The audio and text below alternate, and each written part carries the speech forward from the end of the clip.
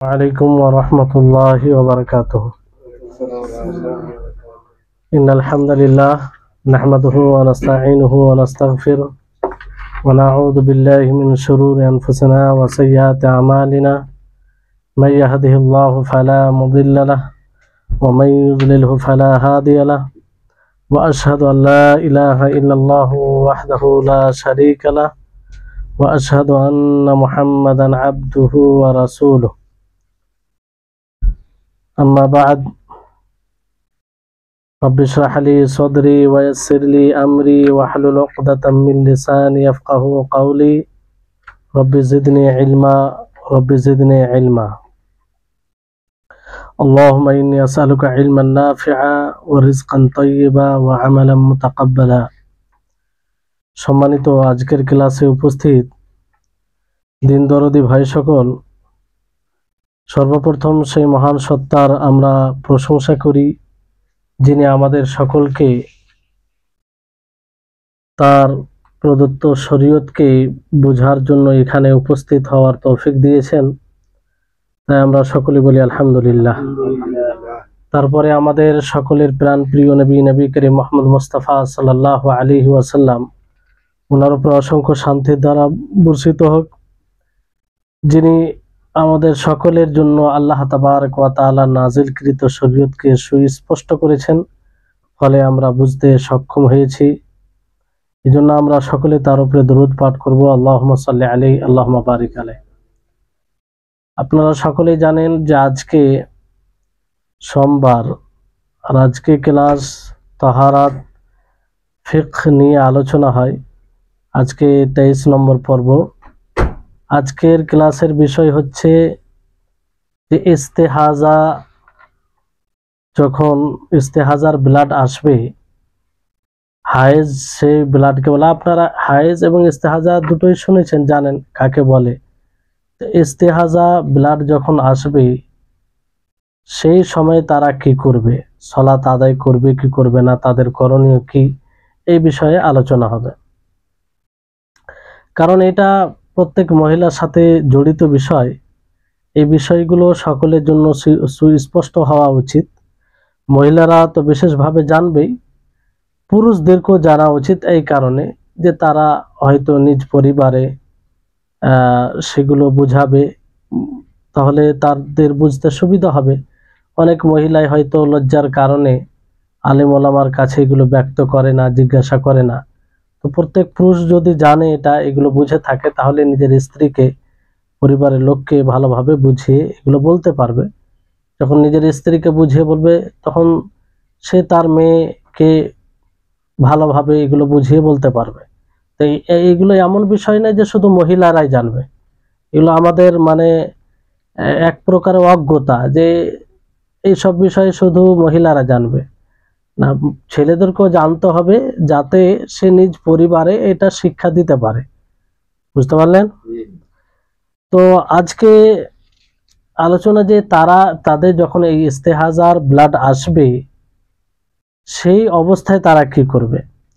তো ইস্তেহাজা ব্লাড কখন শুরু হয়? আপনারা পূর্বে শুনেছেন যে হয় ইস্তেহাজা হায়েজের যেটা নির্ধারিত দিন আছে সেটা শেষ হয়ে যাওয়ার পরেও আসা, আর একদম বন্ধ হয়ে যাওয়ার পরে আবার শুরু হয়ে যাওয়া, আর সেই ব্লাডের রং এবং তার দুর্গন্ধ নেই, হাইজের ব্লাড নয় এক কথায়, যে কারণে চিহ্নিত করা হয় যে এটা হাইজের ব্লাড নয়, বরং ইস্তেহাজার হয়।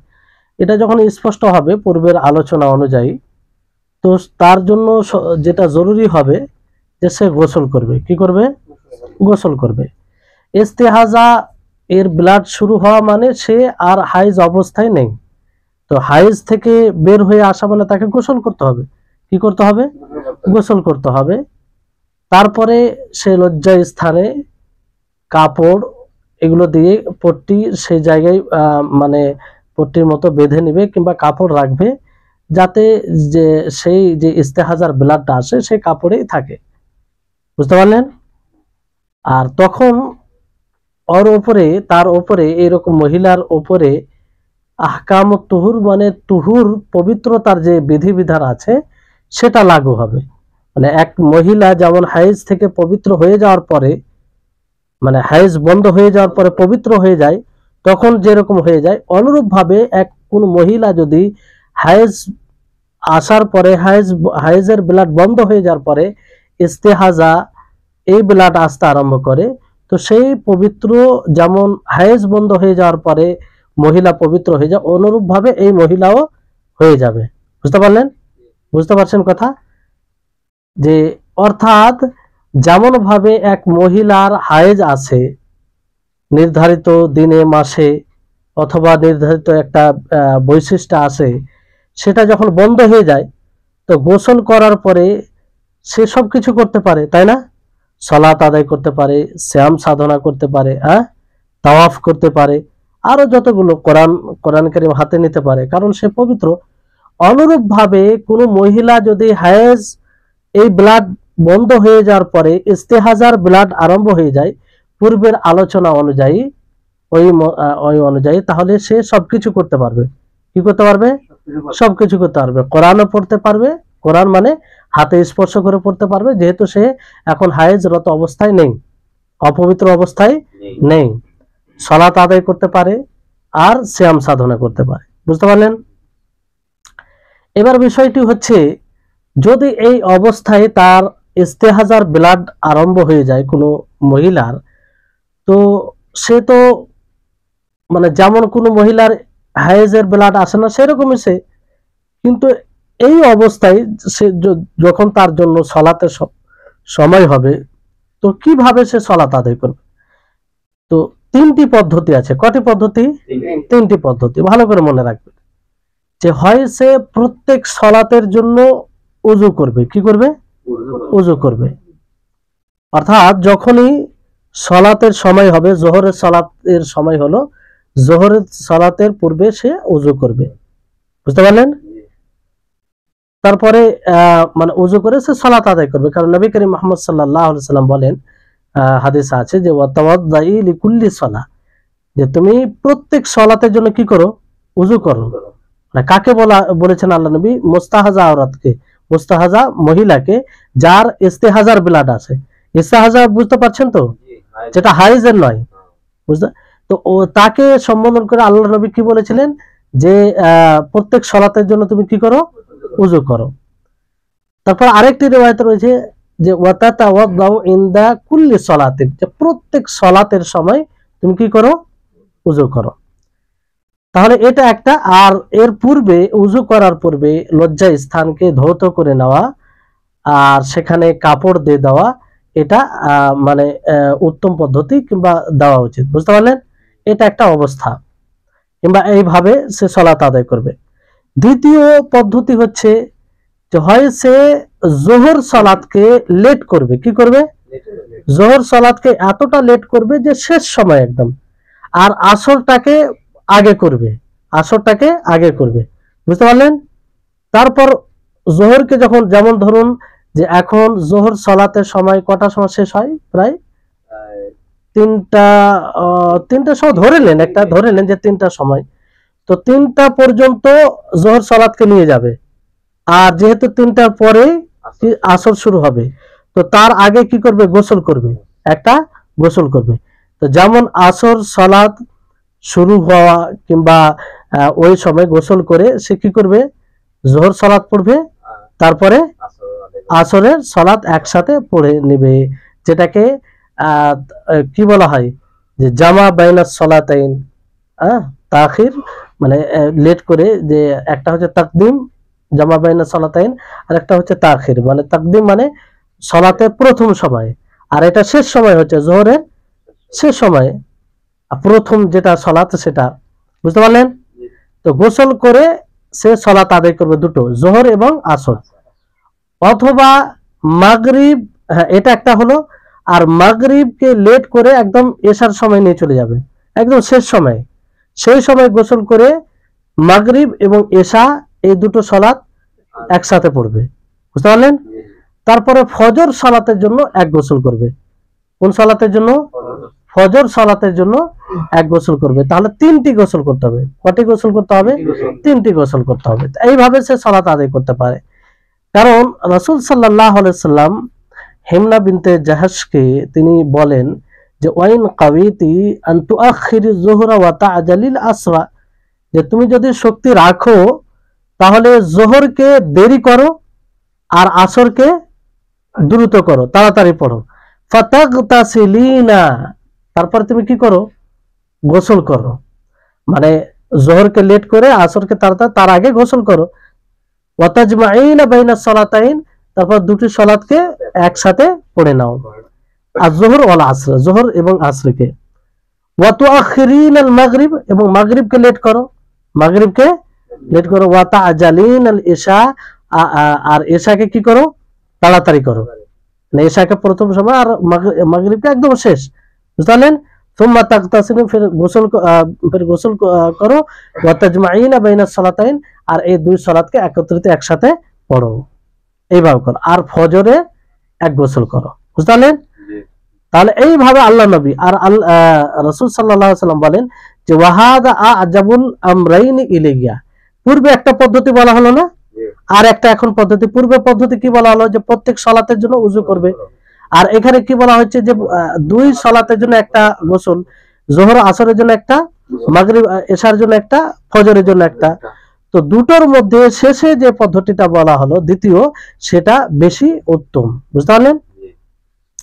তৃতীয় পদ্ধতি হচ্ছে যে প্রত্যেক সালাতের জন্য গোসল করবে। কিসের জন্য?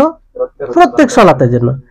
যোহরের জন্য এক গোসল, আসরের জন্য এক গোসল, মাগরিবের জন্য এক গোসল, ফজরের জন্য এক গোসল, এশার জন্য এক গোসল, ফজরের জন্য এক গোসল।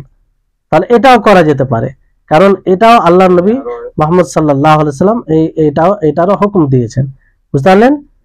উম্মে হাবিবা তিনি যখন ইস্তেহাজা অবস্থায় হতেন, তিনি জিজ্ঞাসা করেছেন তো আল্লাহ নবী কি আদেশ দিয়েছিলেন তাকে, যে তুমি প্রত্যেক সালাতের জন্য কি করো, গোসল করো। তাহলে এই তিনটি পদ্ধতির মধ্যে যে কোনো একটি পদ্ধতি অবলম্বন করলে হবে। তবে উত্তম যেটা, যে দুই সালাতের জন্য একটা গোসল, যোহর আসরের জন্য একটা গোসল, যোহরকে লেট করে আসরের প্রথমে দুটো সালাতকে একসাথে পড়বে, মাগরিব এবং এশা একসাথে পড়বে, হ্যাঁ, আর ফজর একটা পড়বে, সেখানে একটা গোসল করবে, বুঝতে পারলেন। তো এইভাবে তিনটা, এটা উত্তম। এটা কাদের জন্য? যাদের ইস্তেহাজা ব্লাড আসে,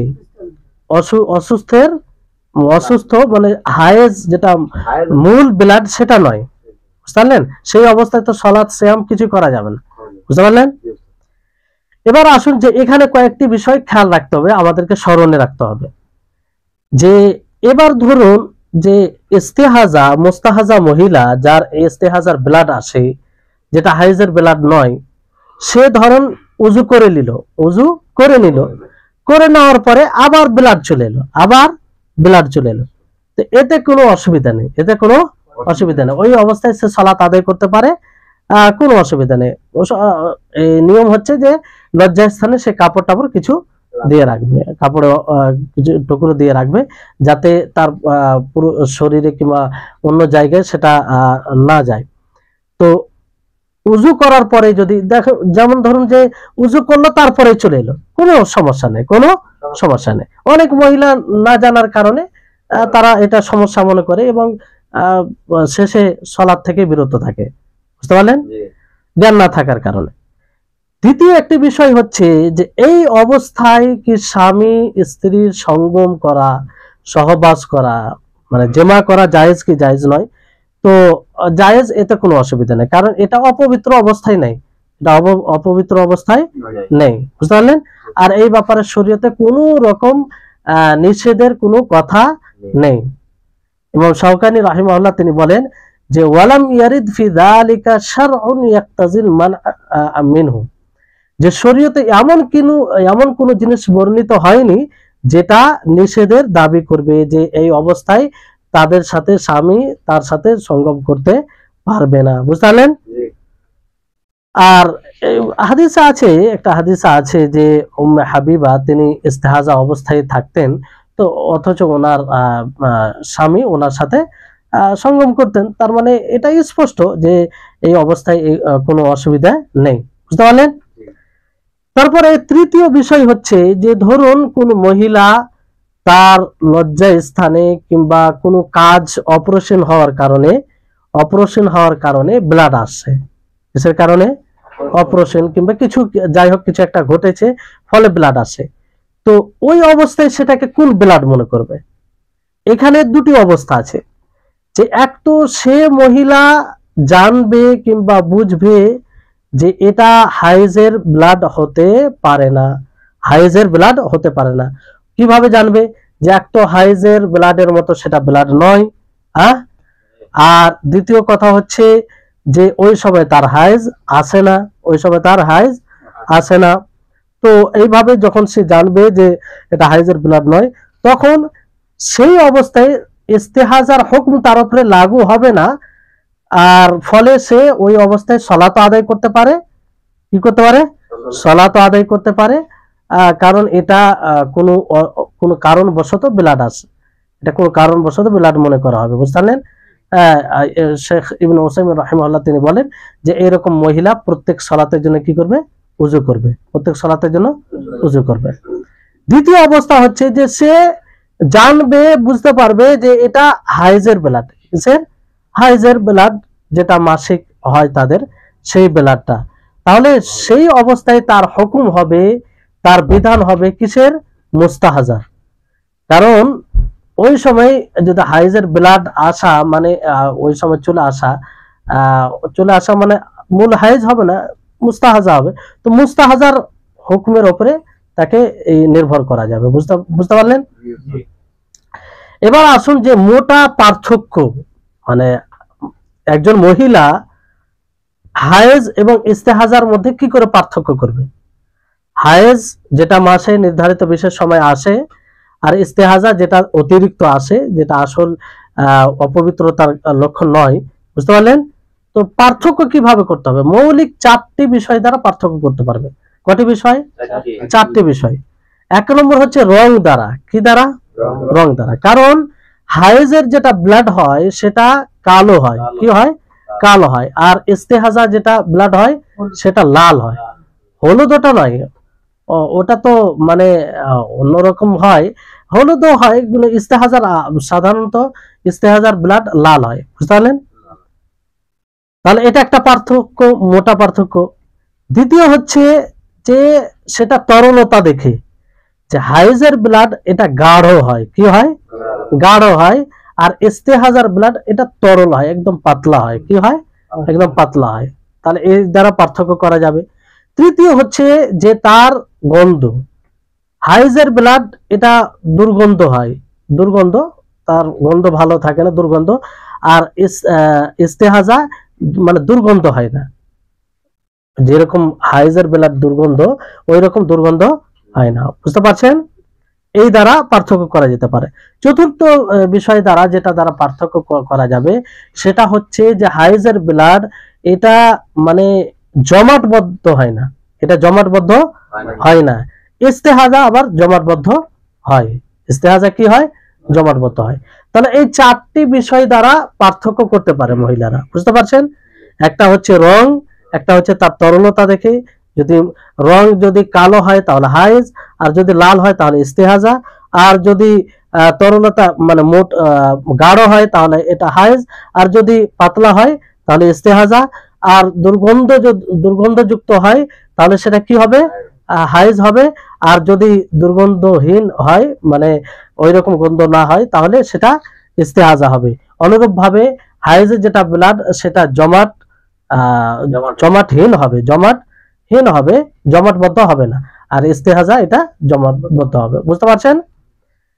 তারপর আসুন, এখানে বিষয়টি হচ্ছে যদি কোনো মহিলা অভ্যাসগতভাবে জানতে পারে যে আমার মাসে এতদিন আসে, আর সে পার্থক্য করতে পারে, সে মানে এই বিষয় দ্বারা পার্থক্য করতে পারে যে এটা হাইজের ব্লাড আর এটা ইস্তেহাজার ব্লাড, দুটোই সে সক্ষমতা রাখে, দুটোই তার মানে জানা আছে। তো সে কোনটার উপরে বেশি নির্ভর করবে? অভ্যাসের উপরে না পার্থক্য করার উপরে? না, অভ্যাসের উপরে, কারণ এটা বেশি মজবুত। এটা কি বেশি মজবুত? কারণ নবী করিম মুহাম্মদ সাল্লাল্লাহু আলাইহি সাল্লামের নিকটে যখন এমন মহিলা আসেন তখন আল্লাহ নবী তাকে তার অভ্যাসের দিকে যেতে বললেন, যে তোমার স্বাভাবিক কোনটা আসে, ওইভাবে ওই অনুযায়ী তুমি তোমার ওপরে করবে। হ্যাঁ, অথচ আল্লাহ নবী জিজ্ঞাসা করেন যে তুমি কি পার্থক্য করতে পারো? যদি এটা উত্তম হতো তো আল্লাহ নবী অবশ্যই কি করতেন?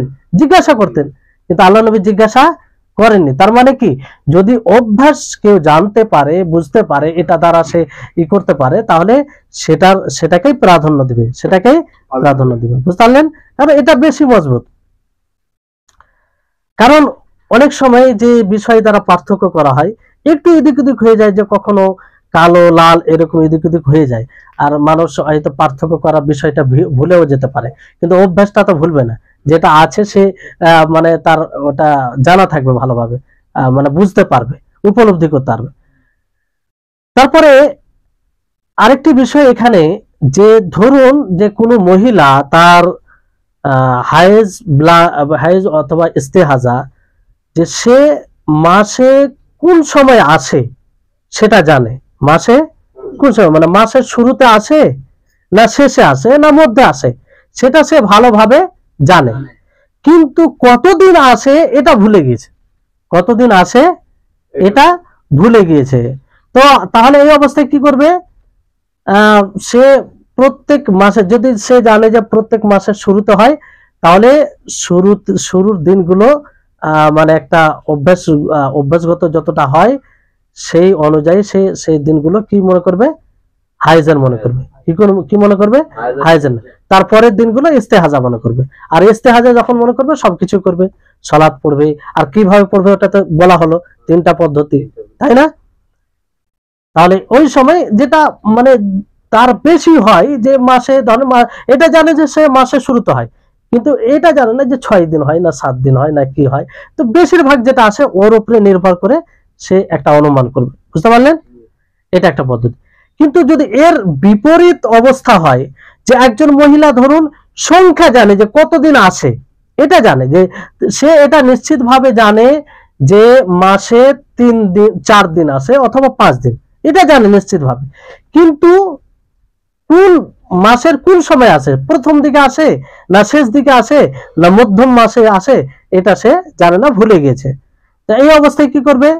এই অবস্থায় সে সে মানে দেখবে, স্মরণ করবে, আর স্মরণ করার পরে যে সে 6 দিন কিংবা যে কটা দিন তার মনে আছে যে এই কটা দিন আসে সে জানে, সেই অনুযায়ী সে হয় প্রথম মাসের প্রথমে, না হয় মাসের শেষে কি করবে? না প্রথম মাসে নয়, সে মাসের মধ্য 15 দিন পরে, 15 দিন থেকে নিয়ে সে ওই 6 দিন, যদি 6 দিন আসে তাহলে 6 দিন হাইজের ব্লাড মনে করবে। আর যদি 7 দিন আসে তো 7 দিন হাইজের ব্লাড মনে করবে। 5 দিন আসে, সে তো জানে যেহেতু, যে কয়দিন আসে সে কয়দিন সে হাইজের ব্লাড মনে করবে 15 দিন থেকে নিয়ে। তারপরের দিনগুলো কি মনে করবে? ইস্তেহাজা। তারপরের দিনগুলো কি মনে করবে? ইস্তেহাজা। বুঝতে পারছেন বিষয়টি? বুঝতে পারছেন তো? তো এই দুটো অবস্থায় খেয়াল রাখতে হবে। এবার আসুন যে এখান থেকে ইস্তেহাজার বিষয়টি শেষ হলো। তাহলে ইস্তেহাজা অবস্থায় সবকিছু করতে পারবে, কিন্তু করতে গেলে কি কি করতে হবে সেটা আপনারা জানলেন, 3টি পদ্ধতি। এবার আসুন নিফাস। মহিলাদের আরেকটি যেটা মানে বিষয়, যেটা তাদের জীবনের সাথে মানে জড়িত রয়েছে, সেটা হচ্ছে নিফাস। নিফাস এটা কাকে বলে, কোন ব্লাডকে বলা হয়? হ্যাঁ, এটা বলা হয় যে মহিলা যখন বাচ্চা ভূমিষ্ঠ করে, বাচ্চা ভূমিষ্ঠ করার সাথে অথবা করার পরে অথবা করার 2 দিন আগে যে ব্লাডটা আসে তাকে কি বলা হয়? নেফাস বলা হয়। অথবা যে প্রসব বেদনা শুরু হয় তখন যে ব্লাডটা আসে, হ্যাঁ, সেটাকে কি বলা হয়? নেফাস বলা হয়। বুঝতে পারলেন? তো শাফিঈরা ওনারা বলেছেন যে বাচ্চা ভূমিষ্ঠ হওয়ার সাথে যেটা ব্লাড আসে অথবা পরে আসে সেটাই নেফাস বলা হবে, সেটাকেই নেফাস বলা হবে। আর পূর্বে যেটা আসে 2 দিন আগে 3 দিন আগে আসে কি আসে না আসে, ওটা নেফাস নয়, ওটা নেফাস নয়। বুঝতে পারলেন? যদিও বাচ্চা মানে প্রসব বেদনার সাথে আসে, মানে সেটাকে নেফাস বলে গণ্য করা হবে না। আর এটাই যেনারা এই বিষয়ে পারদর্শী এটাকেই উত্তম বলেছেন, যে পূর্বে যেটা ব্লাড আসে সেটা এই নেফাসে গণ্য হবে না। তাহলে নেফাস যখনই বলবো কিংবা শুনবেন, তো নেফাস বলতে বুঝে যাবেন আশা করি যে কোন ব্লাডকে বলা হয়। তাহলে এখানে কয়েক প্রকারের ব্লাড শুনলেন। একটা হচ্ছে হায়েজ, যখনই হায়েজ শুনবেন বুঝে যাবেন। একটা হচ্ছে ইস্তেহাজা, যখনই শুনবেন বুঝে যাবেন। আরেকটি কি? নেফাস। তাহলে প্রত্যেকটি ব্লাডের আলাদা আলাদা হুকুম বিধান আছে, তাই না? আর এগুলো জানতে হবে। এবার আসুন যে এই নেফাসের মুদ্দাত কত, মানে কতদিন এটা আসবে, কতদিন এটা আসবে, কত কমসে কম কতদিন, আর বেশিরভাগ বেশি কতদিন। তো এই ব্যাপারে উম্মে সালমা রাদিয়াল্লাহু তাআলা আনহা তিনি বলেন যে কানাতিন নুফাসাউ তাজলিসু আলা আহদি রাসূলুল্লাহ সাল্লাল্লাহু আলাইহি ওয়াসাল্লাম 40 ইয়াওমান, যে আবু দাউদ, তিরমিজি, ইবনে মাজাহ, সুনানে রিওয়ায়াতটি রয়েছে, ইমাম আলবানী হাসান বলেছেন। তিনি বলছেন যে নুফাসা মহিলা যাদের এই ব্লাড আসতো, তারা রাসূল সাল্লাল্লাহু আলাইহি সাল্লামের জামানায় 40 দিন বসে থাকতেন। 40 দিন মানে ওই অবস্থায় থাকতেন, মানে 40 দিন নেফাস, যে ব্লাডটা আসতো সেটাকে নেফাসের ব্লাড মনে করতেন, বুঝলেন?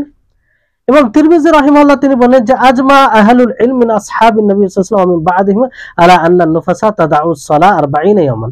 এবং তিরমিজি রাহিমাহুল্লাহ তিনি বলেন যে নবী সাল্লাল্লাহু আলাইহি ওয়াসাল্লামের সাথীগণের মধ্যে, সাহাবায়ে কেরামদের মধ্যে বিদ্বানগণ যারা উলামা ছিলেন, জ্ঞানী ছিলেন, তারা এই কথার উপর সম্মতি দিয়েছেন। তারপরে যারা আছে তারাও, যে নুফাসা যাদের এই ব্লাডটি আসবে বাচ্চা ভূমিষ্ঠ হওয়ার সাথে অথবা পরে, তারা 40 দিন সালাত ত্যাগ করবে। কতদিন? 40 দিন সালাত ত্যাগ করবে। হ্যাঁ, যদি এর মধ্যে পবিত্রতা দেখে তাহলে সে গোসল করে সালাত আদায় করবে। গোসল করে কি করবে? সালাত আদায় করবে। অনেকের কম হয় না, 3 দিনে 4 দিনে শেষ হয়ে যায়, মহিলার উপরে ডিপেন্ড করে, কিংবা এলাকা হিসাবে এগুলো হয়। তো এই হচ্ছে বিষয়, বুঝলেন? তো বেশিরভাগ এটা 40 দিন হয়, কিন্তু ওলামায়ে কেরাম এটাতে মানে এর চাইতে বেশি যে হয়, মানে 50 দিন অথবা 45 দিন অথবা 60 দিন, এটা খুব কম, এটা খুব কম। ওলামায়ে কেরাম এটা বলেছেন। তবে মানে এই ব্যাপারে ইবনে তাইমিয়া রাহিমাহুল্লাহ তিনি বলেন যে নেফাসের মানে বেশি যে একটা সীমা আছে তা কোনো নির্ধারিত নয়, বেশি সীমা নির্ধারিত নয়, আর না কমের সীমা নির্ধারিত আছে, যে বেশি হলে 40 দিন, কম হলে 3 দিন, এরকম কোনো বিষয় নেই। অনেক মহিলা হতে পারে 40 দিনের বেশি হতে পারে, 60 দিন হতে পারে, 70 দিন হতে পারে। যখনই তার ব্লাড বন্ধ হয়ে যাবে, তো সেটা সেই পর্যন্ত তার নেফাসের ব্লাড হবে। তারপরে যখন শুরু হবে তখন সেটা নেফাস বলা যাবে না, বুঝলেন? কিন্তু যদি লাগাতার এসে যায় তাহলে সেটাকে নেফাসের ব্লাড মনে করতে হবে। কিন্তু বন্ধ হয়ে গেল, আবার 2 দিন পরে শুরু হলো, তো সেটাকে আর নেফাস মনে করা হবে না, যদি 40 দিনের পরে হয়। এটা কতদিন? 40 দিনের পরে হয়, বুঝলেন? তাহলে উত্তম হবে যে এটা বেশির যেটা সীমা 40 দিন, কারণ এই ব্যাপারে অনেক আসার মানে হাদিস, সাহাবীদের কল অথবা এরকম কিছু এসেছে, যেটা থেকে এটা বোঝা যায় যে বেশিরভাগ মহিলাদের ব্লাড বেশি দিন হলে 40 দিন হয়, বুঝলেন? ইবনে কুদামা রাহিমাহুল্লাহ তিনি বলেন যে যদি নেফাস এটা 40 দিনের অধিক হয়, আর 40 দিন অধিক হয়ে যাওয়ার পরে মানে হাইজের মুখামুখি হয়, হাইজ যে সময় আসে সেই সময় যদি তার এটা হয়, তাহলে সেটাকে হাইজ বলে গণ্য করা হবে। কি বলে গণ্য করা হবে? হাইজ বলে। মানে ধরেন 40 দিনে বেশি আসছে, তো 40 দিনে যখন বেশি আসছে সেই সময়টা কিন্তু তার ওই সময় কি আসে? হাইজ আসে, তো তখন হাইজ মনে করা হবে। আর যদি ওই সময় না হয় তাহলে সেটাকে ইস্তেহাজা মনে করবে। কি মনে করবে? ইস্তেহাজা। ইবনে কুদামা রাহিমাহুল্লাহ এটা বলেন, বুঝলেন? তাহলে নেফাস বিষয়টি এটাই যে যখনই নেফাস বন্ধ হবে, যখনই তুহুরের পবিত্রতার আলামত দেখবে, তখনই গোসল করবে। গোসল করার পরে সে সবকিছু করতে পারবে, বুঝলেন? তো এবার এটা কিভাবে বুঝতে পারবে যে এই ব্লাড একদম মানে বন্ধ হয়ে গেছে? কয়েকটি মাধ্যমে। এবার ধরেন যে এই ব্লাডটি দেখছে 40 দিনের উপরে আসছে, আর তার অভ্যাস আছে যে 40 দিনের হলেই তার মানে এই ব্লাডটা বন্ধ হয়ে যায়, বুঝলেন।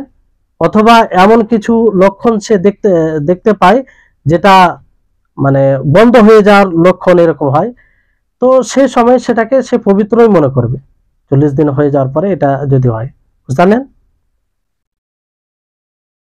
এবার এই এই এই অবস্থাতে আরেকটি বিষয় মনে রাখতে হবে যে যদি এই ব্লাডটা আসতেই থাকে তাহলে ওই মুস্তাহাজার মতো এটা ধরতে হবে। কিসের মতো? মুস্তাহাজার মতো। তো মুস্তাহাজা মহিলাদের যে নিয়ম রয়েছে সেই নিয়ম তার উপরে লাগু হবে, বুঝতে পারলেন। আর ধরেন যদি কোনো মহিলার 40 দিনের পূর্বে পবিত্র হয়ে যায়, 40 দিনের পূর্বে পবিত্র হয়, তাহলে তার কি হবে? তাকে গোসল করতে হবে এবং সে সবকিছু করবে। গোসল করবে, গোসল করার পরে সলাতের সময় হলে সলাত আদায় করবে, সিয়াম যদি হয় সিয়ামের সময় হয় সিয়াম পালন করতে পারবে, কিংবা ফরজ সিয়াম হলে ফরজ সিয়াম করতে হবে তাকে, এবং সে জেমা করতে পারে, কোনো এতে অসুবিধা নেই, বুঝতে পারলেন।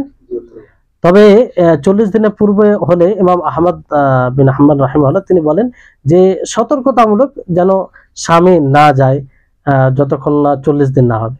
তবে অসুবিধা নেই, যদি নিশ্চিত হয়ে যায় যে তার এই ব্লাডটি বন্ধ হয়ে গেছে, পবিত্র হয়ে গেছে, তারপরে কোনো সমস্যা নেই, বুঝতে পারলেন। আর এরকম খুব কমই হয় যে কোনো মহিলা বাচ্চা ভূমিষ্ঠ দেওয়ার পরে তার ব্লাড আর দেখা যায় না, কিন্তু হয়, ব্যতিক্রম হতে পারে। তো যদি ব্লাড না আসে, কোনো মহিলা ধরেন আজকে কোনো এক বাচ্চাকে ভূমিষ্ঠ করলো, বাচ্চা ভূমিষ্ঠ হওয়ার সাথে সাথে তার ব্লাড বন্ধ, কিছু নেই, তো সে গোসল করবে, গোসল করার পরে সে সবকিছু করবে। কি করবে? সবকিছু করবে। ব্লাড যতক্ষণ দেখবে ততক্ষণ তার জন্য, বুঝতে পারলেন। হ্যাঁ, আধুনিক চিকিৎসার কারণে সেটা তারপরেও ওটা যে একদম বন্ধ করে দেয় না, করে দেয় না। আধুনিক কি হয় যে কোন সময় ওষুধ খেয়ে হয়তো সাময়িক বন্ধ হয়, আবার ফের হয়ে যায়, তো ওটা তো ওর মধ্যেই মানা যাবে, সে ওই অবস্থায় আছে। তো যাই হোক, ওইটা একটু মানে আরো প্রশস্ত বিষয়, ওটা আলোচনা হয়তো আগে আসবে। তারপরে বিষয়টি হচ্ছে যে ধরুন যে কোনো মহিলা 40 দিনের পূর্বে পবিত্র হয়ে আলো, বুঝতে পারলেন, আবার কিন্তু ব্লাডটি দেখা দিচ্ছে, বুঝতে পারলেন। যে একজন মহিলা 40 দিনের পূর্বে সে পবিত্রতার লক্ষণ দেখলো, আবার হঠাৎ করে সে ব্লাড দেখছে, তো এই সময় কি করবে? তো এই সময় দুটি বিষয় ওলামায়ে কেরাম বলেছেন যে এক, এটাকে তার নেফাসের ব্লাড মনে করতে হবে। কিসের ব্লাড মনে করতে হবে? নেফাসের। ফলে সে সালাত পড়বে না আর সিয়ামও পালন করবে না, সিয়াম পরবর্তীতে কাজা করবে যদি ফরজ হয়ে থাকে। আর দ্বিতীয় বিষয় হচ্ছে যে এটা সন্দেহের সময়, কারণ যে এটা আসল ব্লাডটা কিসের, সে নেফাসেরই না অন্য কিছুর ব্লাড, তে সে সিয়ামও পালন করবে, সালাতও আদায় করবে, আর পরবর্তী সময়ে আবার সে সিয়ামের কি করবে? কাজা করবে, সতর্কতামূলক। আর সে সতর্কতামূলক স্বামীর নিকটে যাবে না, স্বামীর নিকটে যাবে না মানে তার সাথে সঙ্গম করবে না, মানে এটাকেই শেখ ইবনে উসাইমিন রাহিমাহুল্লাহ এটাকে উত্তম বলেছেন, বুঝতে পারলেন। তবে শেখ ইবনে উসাইমিন রাহিমাহুল্লাহ তিনি বলেন যে সে দেখবে, সে ব্লাডটাকে দেখবে, যে যদি সে ব্লাডটাকে দেখে তার লক্ষণ দেখে বুঝতে পারে যে এটা নেফাসের ব্লাড, তাহলে নেফাস মনে করবে। আর যদি বুঝতে পারে যে না এটা নেফাসের ব্লাড নয়, তাহলে সেটাকে তার মধ্যে গণ্য করবে না। ফলে যখন গণ্য করবে না, তো সে সবকিছুই করবে, বুঝতে পারলেন। তো এটাই মানে উত্তম, যে সে দেখবে যে সে ব্লাডটির ধরন কি, সেটা আসলে তার মধ্যে পড়ে কি পড়ে না। এবার আরেকটি যেটা শেষ বিষয়, তারপর আজকে ক্লাস শেষ হবে ইনশাল্লাহ, যে এই নেফাসের ব্লাড কখন কিভাবে এটা সাব্যস্ত হবে। এক তো বাচ্চা ভূমিষ্ঠ হওয়ার পর আসে, এটা তো স্পষ্ট ব্যাপার, কিন্তু ধরেন যে ভ্রূণ আগেই যে নষ্ট হয়ে যায়, হয় কি হয় না, আবর্ষণ এর মাধ্যমে কিংবা এমনিতেই, হ্যাঁ, কিংবা খেলকাত পুরো সৃষ্টি পরিপূর্ণ হয়নি, অপরিণত মানে পূর্ণ সৃষ্টি হয়নি, তার আগেই কি হয়েছে? নষ্ট হয়ে গেছে। তো ওই সময় যদি ব্লাড আসে, তো সেই ব্লাডটা নেফাসের ব্লাড মনে করতে হবে না কিসের ব্লাড মনে করতে হবে? এটা একটা জটিল বিষয়, অনেক সময় এটা আসে। ধরেন কারো 40 দিন হয়েছে, তারপরে ওটা নষ্ট হয়ে গেছে, ফলে ব্লাড দেখা গেছে, তো সেই ব্লাডটা কি নেফাসের ব্লাড মনে করতে হবে না এটা স্বাভাবিক ব্লাড মনে করতে হবে। যদি নেফাসের ব্লাড মনে করা হয় তাহলে তার হুকুম আলাদা হবে, আর যদি স্বাভাবিক ব্লাড মনে করা হয় তার হুকুম আলাদা হবে। বুঝতে পারলেন? তো এই বিষয়ে যেটা ওলামাগণ বলেছেন যে যদি সেই ভ্রূণ বলেন 40 দিনের পূর্বে হয় আর নষ্ট হয়ে যায়, তাহলে উত্তম হবে যে এটা সেটা নেফাসের ব্লাড নয়, না হুকুম লাগানো তার উপরে এটাই উত্তম হবে যে সেটা নেফাসের ব্লাড নয়। 40 দিনের পূর্বে, 40 দিনের আগে যদি হয়। বুঝতে পারলেন? 40 দিন এখনো পূর্ণ হয়নি, 40 দিন এখনো পূর্ণ হয়নি। বুঝতে পারলেন? তো ফলে সে কি করবে? সে গোসল করবে, গোসল করার পরে সে সালাত আদায় করবে, তারপরে শ্যাম থাকলে শ্যাম পালন করবে, মানে স্বাভাবিক যেমন করে তেমনই করবে। বুঝতে পারলেন? বিষয় স্পষ্ট না? দ্বিতীয় হচ্ছে যদি এই ভ্রূণ নষ্ট হয় 80 দিনের পরে, কত দিনের পরে? 80 দিনের পরে, তাহলে এটাকে নেফাসের ব্লাড মনে করতে হবে। কিসের? নেফাস। আর নেফাসের ব্লাড মনে করলে সে সালাত থেকে বিরত থাকবে, শ্যাম থেকে বিরত থাকবে, এবং সরাসরি কোরআনকে স্পর্শ করে কোরআন পড়া থেকে বিরত থাকবে। বুঝতে পারলেন? তাহলে এটা একটা বিষয়। তারপরে যদি 40 এবং 80 দিনের মধ্যবর্তী সময়ে, 40 ও 80 দিনের মধ্যবর্তী সময়ে এটা নষ্ট হয়, তাহলে সে ভ্রূণে দেখবে তাতে যদি তাখলিকের কিছু আলামত চলে আসে, যে মানুষের যে একটা সৃষ্টি তার কিছু যদি চলে আসে, হাত পা এরকম কিছু বোঝা যায়, তাহলে সেটা নেফাসের ব্লাড মনে করতে হবে। আর যদি না বোঝা যায়, কেবল জমাট রক্তর মতো বোঝা যায়, তাহলে সেটাকে নেফাসের ব্লাড মনে করতে হবে না। তিনটি অবস্থা বুঝতে পারলেন? 1 নম্বর অবস্থা হচ্ছে যে 40 দিনের পূর্বে, তো 40 দিনের পূর্বে হলে সেটা নেফাসের ব্লাড না বলাটাই এটা ঠিক হবে। বুঝতে পারলেন? ফলে সে সালাত সিয়াম সবই করবে গোসল করে। বুঝতে পারলেন? প্রথম। দ্বিতীয় হচ্ছে যে 80 দিনের পরে, তো 80 দিনের পরে হলে এটা কি হবে? নেফাসের, ফলে সে সবকিছু থেকে বিরত থাকবে, যেটা হুকুম সেটা লাগু হবে। আর তৃতীয় হচ্ছে যে 40 ও 80 দিনের মধ্যে যদি হয়, তাহলে সে ভ্রূণের দিকে তাকাবে, যদি তাতে কোনো প্রকারে খিলকাত স্পষ্ট হয়, হাত পা এগুলো কিছু, তাহলে সেটা নেফাসের ব্লাড মনে করতে হবে। আর যদি না হয় তাহলে সেটা কি মনে করতে হবে? আর স্বাভাবিক ব্লাড, মানে দেখা যাচ্ছে যে জমাট রক্ত, সেটা না তাখলিক কিছু আসেনি তার, তো সেটা মানে নেফাসের ব্লাড মনে করতে হবে। বুঝতে পারলেন? কিন্তু শেখ আলবানী রাহিমাহুল্লাহ তিনি বলেছেন যে যেমনই ভ্রূণ হোক না কেন, যেমনই ভ্রূণ হোক না কেন, যদি এই ভ্রূণ নষ্ট হওয়ার পরে ব্লাড আসে, তাহলে সেটাকে নেফাসেই গণ্য করতে হবে। কি গণ্য করতে হবে? নেফাসেই গণ্য করতে হবে, কারণ এটা জানি এর মধ্যে আসবে। কারণ আর এটাই উত্তম, এটাই উত্তম যে যে যখনই ভ্রূণ নষ্ট হবে তারপরে যে ব্লাডটা আসবে সেটা নেফাসের মধ্যে গণ্য করবে। কার মধ্যে? নেফাসের মধ্যে গণ্য করবে, কারণ এরকম কোনো পার্থক্যকারী কোনো বিষয় নেই শরীয়তে। বুঝতে পেরেছেন? তাহলে এই হচ্ছে আজ পর্যন্ত। ইনশাআল্লাহ আরেকটি বিষয় নিয়ে আরেকটি পর্ব হবে, সেখানে আমরা ইনশাআল্লাহ শেষ করব, তারপরে সালাত নিয়ে আরম্ভ হবে ধারাবাহিকভাবে।